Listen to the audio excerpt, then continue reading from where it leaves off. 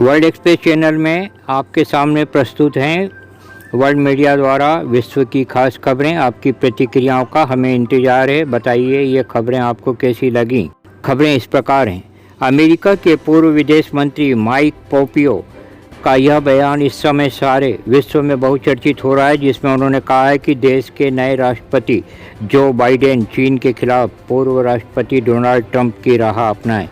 Pompeo ने अपने बयान में यह भी बताया कि पिछले 50 सालों में अमेरिका ने चीनी कम्युनिस्ट पार्टी को पूरी स्वतंत्रता के साथ अपना कार्य करने दिया। इसके कारण हमारे देश में लाखों नौकरियों पर एकाएक संकट आ गया।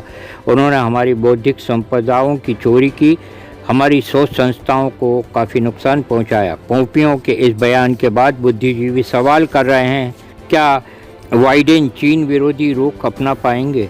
वह बाइडेन जिन पर चीन समर्थक होने का आरोप ट्रंप ने पिछले चुनाव में लगाया था। अमेरिका के नेशविले नगर से एक पशु प्रेम का अनूठा मामला सामने आया है। बताते हैं, अपने पालतू कुत्ते लुलू के नाम 36 करोड़ की संपत्ति उसके मालिक बिल डोरिस ने कर दी। बिल डोरिस एक प्रसिद्ध व्यापारी थे। पिछले साल उनकी मृत्यु हो गई। संयुक्त राष्ट्र संघ यूएन महासचिव पद के लिए भारतीय मूल की महिला आकांक्षा अरोड़ा ने अपनी उम्मीदवारी का ऐलान कर दिया है। उनका मुकाबला वर्तमान महासचिव एंटोनियो गुतेरस से होगा। 34 वर्षीय आकांक्षा की इस घोषणा के बाद भारत में खुशी की लहर है। 8 महीनों के बाद चीन ने 5% सच उजागर कर दिया है।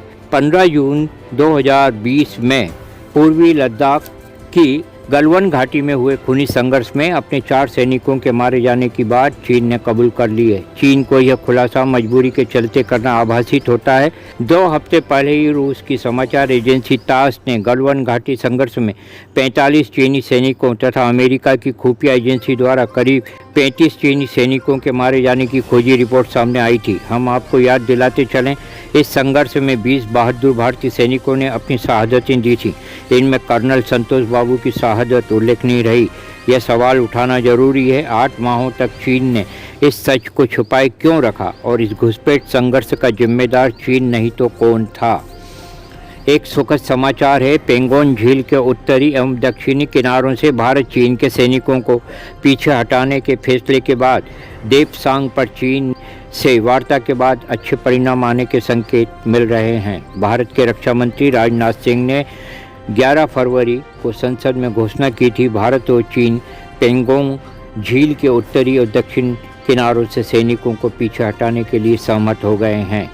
म्यांमार में तख्ता पलट के बाद जनता का गुस्सा ज्वालामुखी बन चुका है। लोग स्थानों पर जंगी प्रदर्शन कर रहे हैं। देश के बड़े शहरों में सोमवार मानले में हजारों लोगों ने प्रदर्शन किया। पुलिस फायरिंग में 2 लोगों के मारे जाने से प्रदर्शनकारी और गुस्से में आ गए। 20 लोग घायल हुए हैं। राजधानी नेपिता और यंगून सहित बड़े बड़े शहरों में जन प्रदर्शन जारी हैं। सैन्य शासन खत्म करने, सर्वोच्च नेता आंग सान सू और अन्य नेताओं की रिहाई की मांग की जा रही है। म्यांमार के प्रदर्शनकारी अमेरिकी राष्ट्रपति बाइडेन की तस्वीरों को हाथों में लेकर सड़कों पर उतरे हैं। सेना इन पर टैंक से निशाना साध चुकी है। 14 फरवरी के बाद अब तक प्रदर्शनों में जोश देखा जा रहा है। जनतंत्र के लिए जनता की आवाज़ को कहीं से भी समर्थन संरक्षण न मिलना आश्चर्य का मुद्दा बना हुआ है। अमेरिका के राष्ट्रपति जो बाइडेन ने चेतावनी देते हुए कहा है, मानवाधिकारों का लगातार हनन करने के दुष्परिणाम चीन को भुगतने होंगे।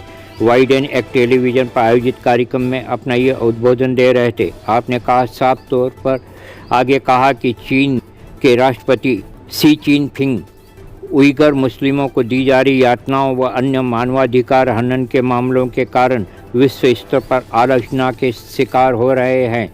अमेरिका का बाइडेन प्रशासन चीन रूस को ध्यान में रखते हुए पश्चिम एशिया के भावी खतरों को देखने के बाद नए सिरे से सेना की तैनाती को दुरुस्त करने पर काम कर रहा है। उसका मुख्य लक्ष्य है विरोधी देशों पर लगाम कसना और सैन्य शक्ति को व्यवस्थित करना।